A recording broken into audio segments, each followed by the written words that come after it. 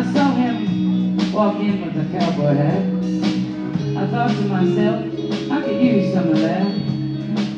His boots like glass on a sawdust floor, had moves like nothing I'd ever seen before.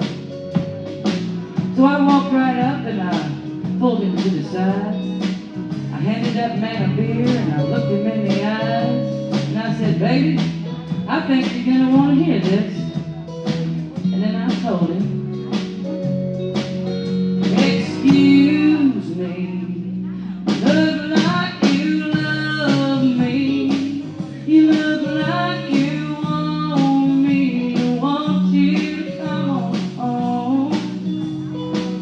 Maybe I don't blame you, but look at me up and down across this room, drunk and I'm ready to leave. You look like you love me.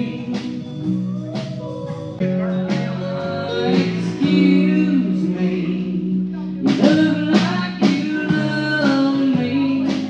You look like you want me. I want you to come on home. Maybe I don't blame you, but look at me up and down across this room, drunk and I'm ready to leave. You look like you love me.